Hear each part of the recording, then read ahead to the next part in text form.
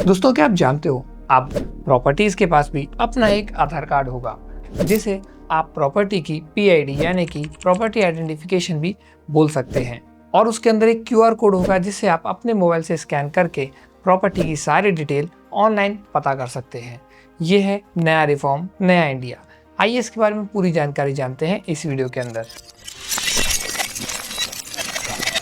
नमस्कार दोस्तों, मेरा नाम है नितिन और आप देख रहे हैं कारपेट एरिया, जहां पर हम आपके लिए रियल एस्टेट से जुड़ी सारी इन्फॉर्मेशन लेके आते हैं। दोस्तों, दिल्ली गवर्नमेंट लेके आई है लाल डोरा स्मार्ट प्रॉपर्टी कार्ड्स, जिसके अंदर आपको लाल डोरा के अंदर आने वाली ज़मीन, जैसे हम कच्ची ज़मीन 7% या इस तरीके के नामों से भी जानते हैं, उस ज़मीन के अंदर जहां आपके पास परमानेंट प्रॉपर्टी के कागज़ नहीं होते हैं, सिर्फ पोजेशन या कब्जे के बेस पर आप ये बोलते हो कि प्रॉपर्टी इसकी है या उसकी है, इसके लिए गवर्नमेंट लेके आई है अपनी एक नई स्कीम, जिसके अंतर्गत वो लाल डोरा के अंदर आने वाली सारी प्रॉपर्टीज़ को अपना एक नया स्मार्ट कार्ड देने जा रही है, जिसके अंतर्गत गवर्नमेंट ने टोटल 48 विलेजेस को डिमार्क किया है और उसमें से 30 विलेजेस का सर्वे भी हो चुका है। और ये सब सेंट्रल गवर्नमेंट लेके आ रही है स्वामित्व स्कीम के बारे में। अगर आप स्वामित्व स्कीम के बारे में नहीं जानते तो सेंट्रल गवर्नमेंट ने 24 अप्रैल 2020 यानी कि नेशनल पंचायती राज डे के दिन स्वामित्व स्कीम का इनॉग्रेशन किया था,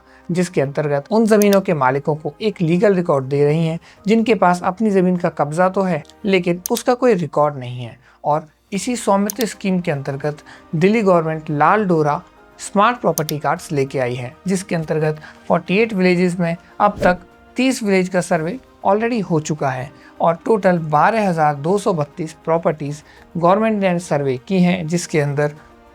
डिस्प्यूट फ्री प्रॉपर्टीज का नंबर है 8,423। अब इन कार्ड्स का आपसे क्या मतलब और आपको इन कार्ड्स का क्या फ़ायदा, आइए जानते हैं इस वीडियो के अंतर्गत। दोस्तों, दिल्ली गवर्नमेंट ने लाल डोरा के अंतर्गत आने वाले एरियाज़ का सर्वे किया है, जिनके अंदर ट्रेडिशनल विलेजेस हैबिटेट जोन्स हैं, जहां पर लोगों के पास अपने प्रॉपर्टी के कागजात नहीं है, वही पुराने दस्तावेज हैं जिनकी कोई जांच भी नहीं हो सकती। दोस्तों, ओल्ड प्रॉपर्टी रिकॉर्ड्स तो थे ही, उनको क्यूआर इनेबल कार्ड से रिप्लेस करके फ़ायदा क्या मिलेगा, इसके पीछे की कहानी छुपी है इसके प्रोसेस में। सबसे पहले ओल्ड प्रॉपर्टी डॉक्यूमेंट्स को रिव्यू किया जाएगा, उसके बाद उन्हीं विलेजेस के आसपास के एरियाज को ड्रोन से सर्वे के अंतर्गत मार्क किया जाएगा और उनका एग्जैक्ट लोकेशन, एग्जैक्ट मेजरमेंट लिया जाएगा। उसके बाद ground verification team physically verify करेगी, एरियाज को डिनोट करेगी और उसके बाद एक डिजिटल प्रॉपर्टी रिकॉर्ड के रूप में उसको सेव करेगी। डिजिटल प्रॉपर्टी रिकॉर्ड के बाद एक क्यूआर इनेबल्ड स्मार्ट कार्ड बनेगा, जिसके अंतर्गत आपकी पीआईडी यानी कि प्रॉपर्टी आइडेंटिफिकेशन नंबर आपको मिल जाएगा और ये बन जाएगा आपकी प्रॉपर्टी का आधार कार्ड, जिसका प्रारूप कुछ इस तरीके का होगा, जहां पे आपके पास गवर्नमेंट ऑफ इंडिया से इशूड एक स्मार्ट प्रॉपर्टी कार्ड होगा, आपके पास आपकी प्रॉपर्टी के कागज होंगे, आपको अपना स्वामित्व प्रूफ करने के लिए एक वैलिड प्रॉपर्टी कार्ड होगा, आपका नाम, आपकी प्रॉपर्टी के डायमेंशंस, आपकी प्रॉपर्टी को ऑनलाइन चेक करने के लिए एक क्यूआर कोड होगा। पूरे प्रोसेस को समझने के लिए आप इस स्क्रीन का एक स्क्रीनशॉट ले सकते हैं, जिसके अंदर स्टेप बाय स्टेप सारे 7 स्टेप्स बताए गए हैं किस तरीके से आपको प्रॉपर्टी कार्ड मिलेगा। दोस्तों, अगर आप एक लाल डोरा ओनर हैं और आपको अपनी प्रॉपर्टी के लिए क्या क्या डॉक्यूमेंट्स रखने हैं इसकी एक चेकलिस्ट चाहिए, तो वो कुछ इस तरीके से है। आपको लाल डोरा प्रॉपर्टी स्मार्ट कार्ड के साथ साथ अपना एक आइडेंटिटी प्रूफ, ओल्ड ओनर के प्रॉपर्टी पेपर्स,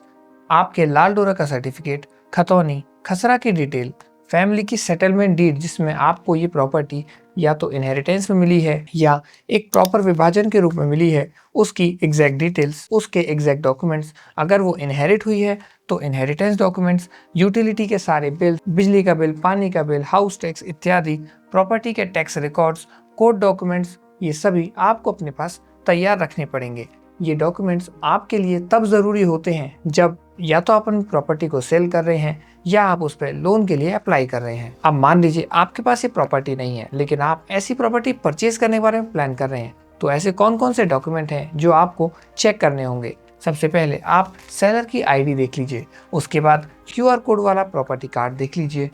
पीआईडी यानी कि प्रॉपर्टी का आइडेंटिफिकेशन नंबर और उसकी बाउंड्री और क्या वो फिजिकली मैच कर रही हैं या नहीं, टाइटल की चेन देख लीजिए, को ओनर या को कंसेंट तो ज़रूरी नहीं है, लीगल हेयर के राइट्स देख लीजिए, क्या नेक्स्ट ऑफ किन के पास कोई राइट्स तो नहीं है, और हैं तो उनसे एक वैलिड एनओसी ले लीजिए। इनकम्बरेंसेस यानी कि प्रॉपर्टी पे कोई लोन वगैरह तो नहीं चल रहा, ये भी चेक कर लीजिए। क्या प्रॉपर्टी पे कोई कोर्ट केस तो नहीं चल रहा, तो कोर्ट केस चेक करना पड़ेगा। एक्सेस रोड, क्या प्रॉपर्टी के सामने से कोई रोड वाइडनिंग या ऐसी एक्टिविटी तो नहीं हो रही जिसमें प्रॉपर्टी रोड वाइडनिंग या गवर्नमेंट की किसी स्कीम के अंतर्गत जा सकती है। उसके अलावा लैंड यूज देख लीजिए, अगर वह आवासीय प्रॉपर्टी है तो क्या वो रेसिडेंशियल यूज के लिए वैलिड भी है या नहीं।